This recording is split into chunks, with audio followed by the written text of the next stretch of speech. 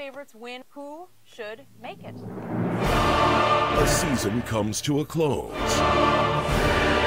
In the wake sits the throne and the claim of being the best. When you look at what they've done in the last month, all that matters is that you left it on the field. Who will give their all? Who will give up? Who will be involved? it's some of the worst teams in all of football. Intriguing. If they both play exactly how they've been playing all year, Who will be in?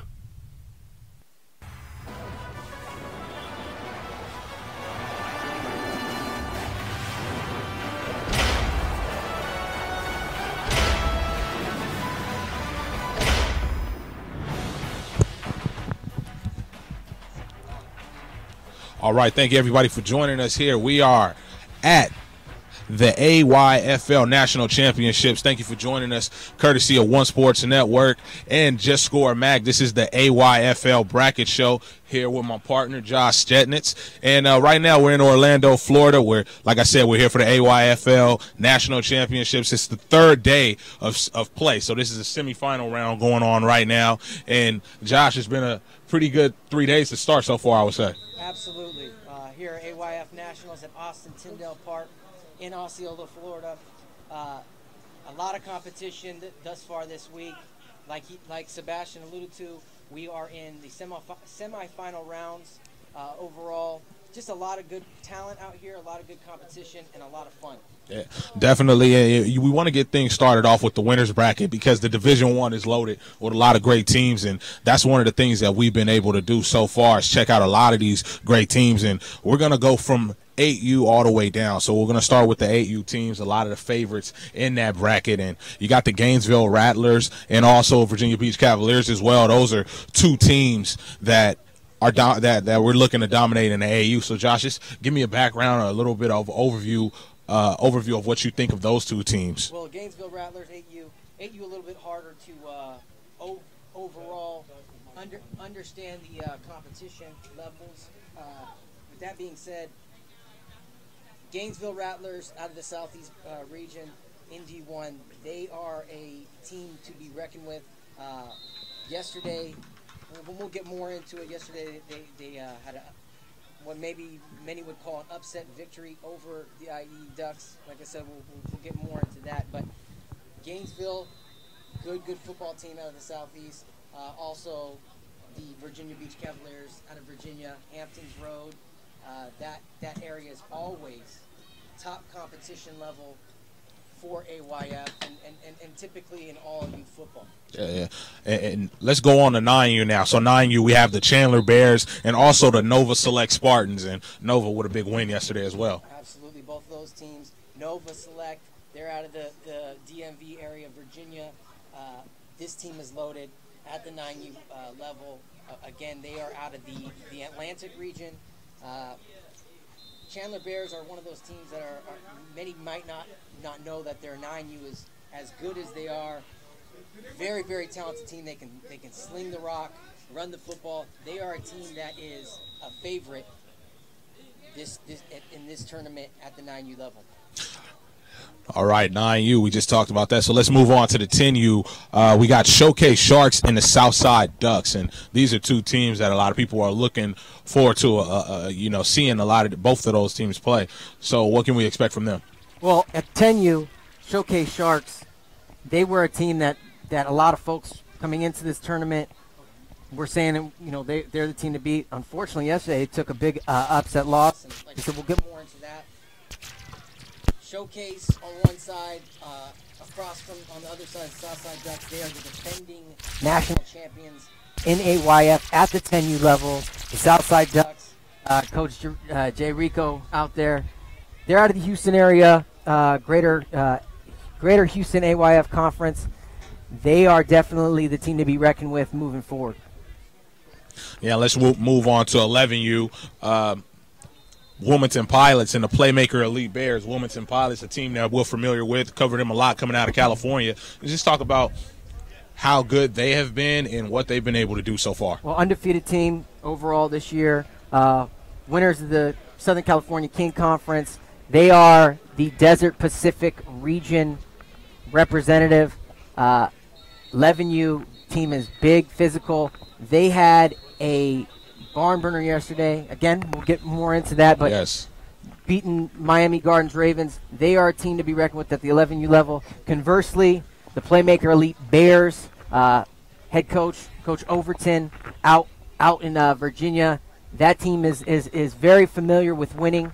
They've been to this tournament many years and been very, very successful.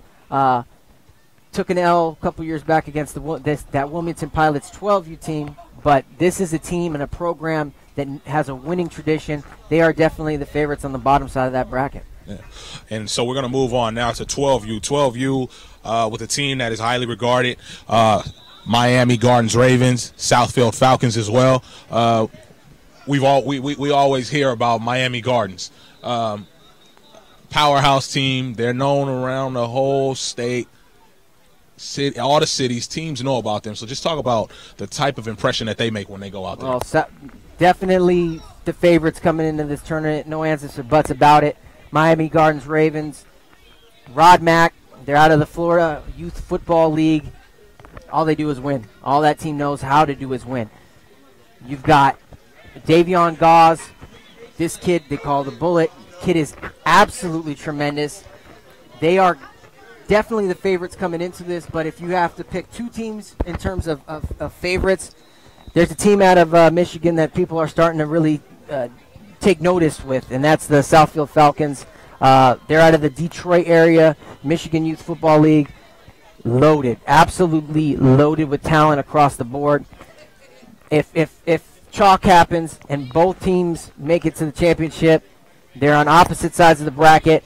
They both have huge games. This 12U division overall is loaded. Look out for the 12U division. Yeah, absolutely. 12U looking to be stacked. Also, let's move on to another stacked division that we're looking at here. 13U, the Longcrest Lions and the IE Ducks, another team we're familiar with. Lions put on a nice impression yesterday as well. IE Ducks, talk about those guys. Well, the Longcrest Lions, they're out of Pennsylvania, Philadelphia area. They played in the Philly Elite region. A lot of people need to take notice of this team. They are absolutely one of the top teams on the East Coast and obviously in the country. They take on the Inland Empire Ducks. And in round two in the semifinals, the Inland Empire Ducks are also another team that I think a lot of folks coming into this tournament looked at as a favorite. Levi Vagana out of Corona, California. They were the Southern California Super Bowl champions, defeating the Cali Bears in their Super Bowl. So this 13U team is very, very good. They beat a very, very good Lake Erie team yesterday. Watch out for this game. This is definitely the game to look out for tomorrow. One of those elite games for sure. Definitely. And 14U only has about 6 teams, so we only have one team that's pretty much of a favorite for them, and that's the IE Ducks. And once again, another team we're familiar with. We know, AYF Nationals know, you see the Inland Empire Ducks, most of the time, that is a team that will be in the championship games. And the 14U level, D1, I don't see anything different about this year. Keefe definitely has the talent, the group. They've traveled. They've got a lot of national competition, out-of-conference competition. Once again, they've traveled. They've played the top-tier programs in the country. They're definitely deserving of the favorite. So what we're going to get into next is a little bit of the upsets that we had during these first couple days of play. And we're going to start off with the 8U. So 8U, the Rattlers over the Ducks. That was one that shocked everybody, and that was a pretty big game for Gainesville. Well, between Gainesville, between IE, between Virginia Beach, maybe even slumped the DMV Knights at the 8U, those were all the heavy front runners. When I say upset, when we say upset, it's a slight upset because both teams are, but it's still an upset nonetheless. IE Ducks come out here, lose game one, 12-6 yesterday. Gainesville physically matched up with them. They can match up with their speed, and they knocked them out. They knocked the Ducks. Well, not knocked them out, but they moved them into the consolation bracket, and that that's something I don't think the Ducks organization is typically used to overall. Yeah, yeah. And we're gonna skip straight to 10U. No real upsets for that 9U division, but 10U we're gonna go with Balboa over Showcase. Yeah, the Balboa Raiders, Coach Stephen Cooper, out of my hometown, San Diego. This team is a very, very disciplined football team. They pull off a huge upset over the Showcase Sharks out of Maryland. Showcase Sharks coming into this tournament, I think a lot of people were expecting that they would see them in the final. Unfortunately, when you come into any tournament where you have to travel and you're not necessarily familiar with teams, you don't have no footage, no film, you go into games blind. I think that definitely transpired for the 10U division. Balboa shocking a lot of people, but they're not shocked in their locker room. I know Coach Cooper very well. Brandon Arrington had a nice touchdown scamper. They ended up winning 6-0. That was a huge upset in my opinion, and I think a lot of people heading into the tournament's opinion. So for 11U, of course, Wilmington Pilots over to Miami Gardens. That was a huge game yesterday. 17-12 final. We'll get into the highlights of that later. Miami Gardens, one of those teams at 11U, like Wilmington. Are they like their older predecessors at 12? That is a rivalry that now has been built up. Yesterday, for me, I didn't believe it was that much of an upset or an upset at all to call it an upset. But Wilmington was down 12-0 early on, found a way to come back, make it a 17-12 final victory. California gets the dub over Florida. Those are pretty much the upsets that we have. I mean, a lot of great games yesterday, a lot of good football being played out here. What do you think is going to be like the predictions for the next few days going forward here? Because there's a lot of big games happening tomorrow as well, like we talked about for the semis. And, a lot of great teams still playing. Well, tomorrow is a huge day. The semifinals out here, matchups are going to be key and critical in a lot of these teams' journeys and paths on the way to championships. The 12U undoubtedly is the most loaded bracket in terms of competition. I'm really excited to see Landover play Miami Gardens. Landover, the Seminoles, 12U, absolutely loaded. Coach Nick Miller has that team. They're undefeated. They were here last year. They took a loss to the YU Yellow Jackets in the semis last year, a game that they were winning. Unfortunately, at the very end, YU makes some plays. They end up moving on to play Wilmington. Landover has a different feel this year. They are definitely ready to answer the bell. But Miami Gardens is a different beast overall. I'm very, very curious to see how these teams fare against one another. Miami, you check every box. I mean, you can check every box across the board in terms of what they bring to the table. Landover is one of those teams, I think, from a size perspective, matches up well with Miami Gardens, and they're not going to be afraid of them. They're definitely coming into this confident. Yesterday, they beat a good Las Vegas Union team, and shout out to the Las Vegas Union. That is a program that is on the rise, building out of NYS, Nevada. But Landover, we watched them from the opening kickoff. I mean, they block a punt to open the game up. I believe they ran the football down their throat toward the second half. So Landover, Miami Gardens is on one side, and then the other is Southfield Falcons versus Wilmington Pilots. And if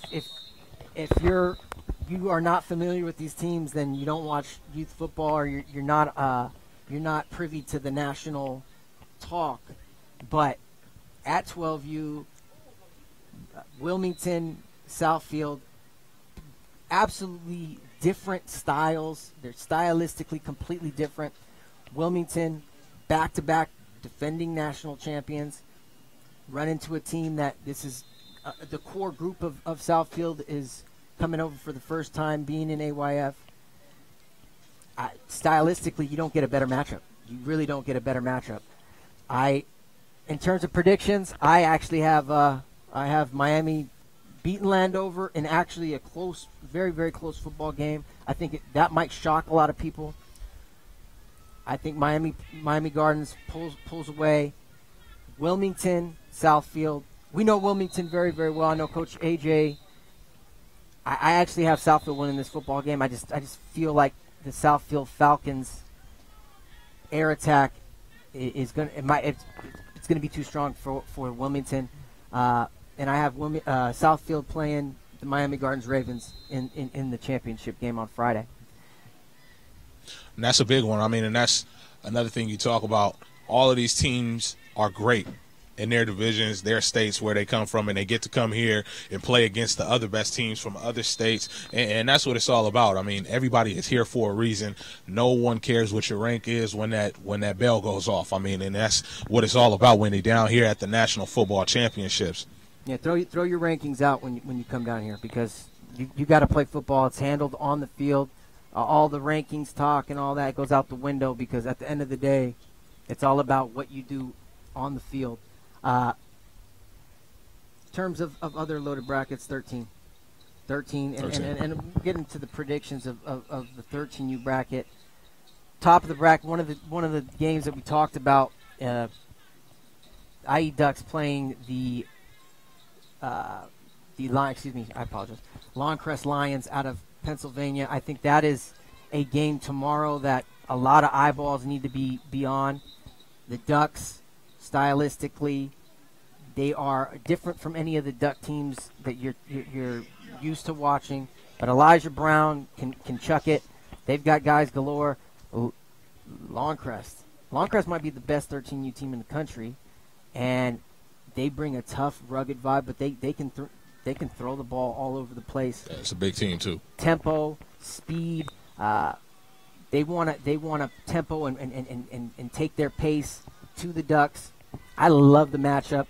I got Longcrest beating the Ducks and heading into the championship game, but it would not surprise me if it flip-flopped and the Ducks beat them. The bottom side of the bracket, you got the West Valley champions taking on the Jensen Beach Falcons. West Valley champions have been a team that undefeated in terms of against AYF teams, but they play a national schedule as well. They get out of their bubble.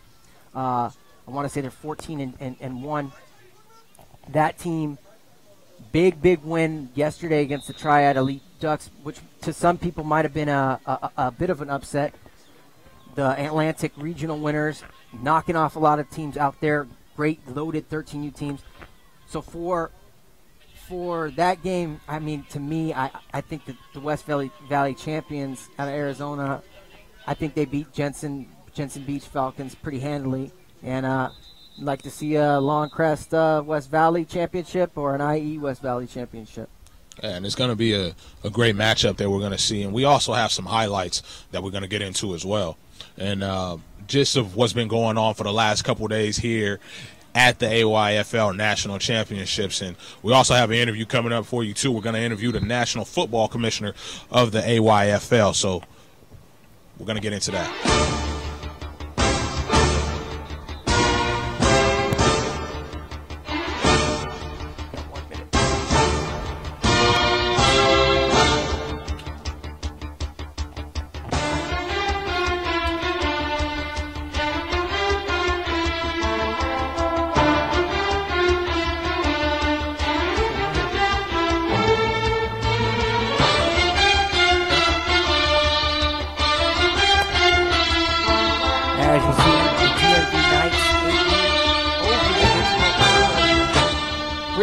Chargers yesterday.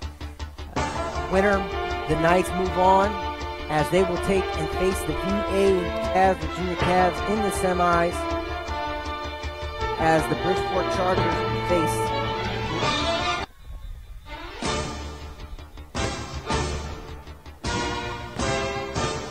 now you're looking at the 9 highlights between the Cali Bears and the Nova Select Spartans. The Bears here, number 3, Young Johnson, taking it to the Hizzy. tying the game up at 6-6. Nova Select in the second half took over. As you see, bouncing to the outside. Nice deep move. Final 18-6. Nova Select moves on. They will face the DMV Knights, and the Bears will take on the Patriots in the football league or football. And lastly, for 11U game, the Miami Gardens Ravens. Big on 0 down the sidelines on the left hash. That's how they opened the game. This young man, the first 2 times he touched the ball, he gets into the end zone once again. 12-0. The Wilmington Pilots from the second half on. 17 unanswered points. They controlled the game. Here a block punt, and they were in business. Here's Nate Lewis, touchdown pass here.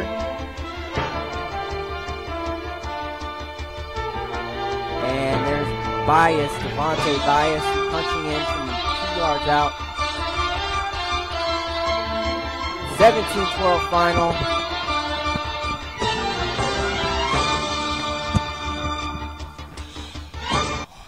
So there you guys have a couple of the highlights that we had as Josh just called them right now. And we're going to step into a short break, and when we come back, we're going to have the National Football Commissioner of the AYFL.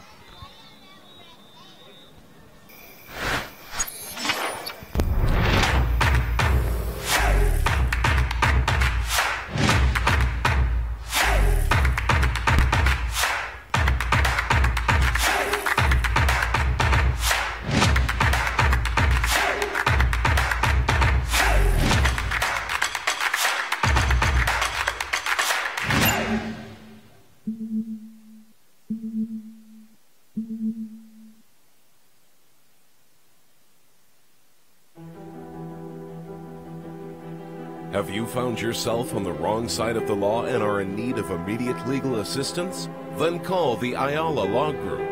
ALG specializes in family and criminal defense and immigration law. Don't let Lady Justice go blind on you. Call Ayala Law Group today. Se habla español. I grew up without a chance. Pops on drugs, mom strung out. I bounced around Baltimore when I landed with Jones. She didn't care about my past. My interest, of course, wasn't good enough for her. All that mattered was my intelligence. I was 21 years old, homeless, with $3 for my money. Then I decided to change the way I thought, change the way I ate, change all that I consumed.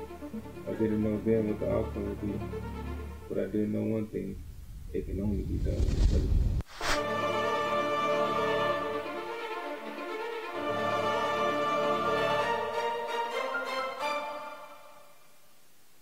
Game Day Live is presented by Baller Reports, the #1 highlight film and scouting analysis report in the country.